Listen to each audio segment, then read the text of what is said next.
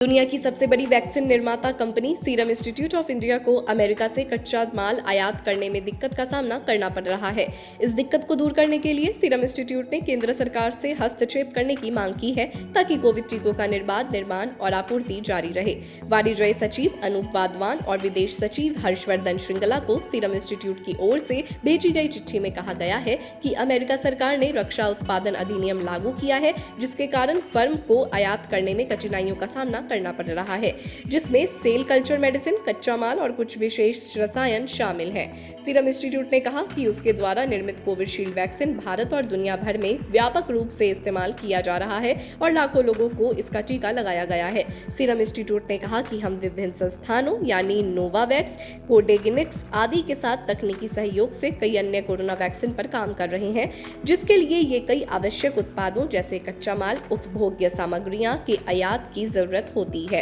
Serum institute ने कहा, रक्षा उत्पादन अधिनियम के माध्यम से अमेरिकी सरकार ने 2 प्राथमिकता प्रणालियों, रक्षा प्राथमिकताओं और आवंटन प्रणाली कार्यक्रम और स्वास्थ्य संसाधन प्राथमिकता और आवंटन प्रणाली की स्थापना की है। प्राथमिकता घटक के तहत टीके के उत्पादन के लिए आवश्यक औद्योगिक संस्थानों के उत्पादन या वितरण के लिए सरकारी और निजी इकाइयों के बीच या निजी पक्षों के बीच कुछ अनुबंधों को अन्य अनुबंधों पर प्राथमिकता दी जाएगी। सीरम इंस्टीट्यूट ने कहा, पूरी दुनिया में महामारी को खत्म करने के लिए बड़े पैमाने पर कोरोना वैक्सीन के निर्माण की जरूरत है। सीरम इंस्टीट्यूट ने कहा, पूरी दुनिया में महामारी को खत्म करने के लिए बड़े पैमाने पर कोरोना वैक्सीन के निर्माण की जरूरत है, लेकिन अगर हम अमेरिका से इन आवश्यक उत्पादों की समय पर आपूर्ति नहीं पाते हैं तो कोरोना टीकों के विनिर्माण में कमी आएगी, क्योंकि इनका निर्माण इन कच्चे माल, उपभोग्य सामग्रियों और घटकों आदि की निर्बाध आपूर्ति पर निर्भर करता है। कोरोना वायरस और वैक्सीन से जुड़ी ऐसी तमाम खबरों को पाने के लिए बने रहें हमारे चैनल के साथ।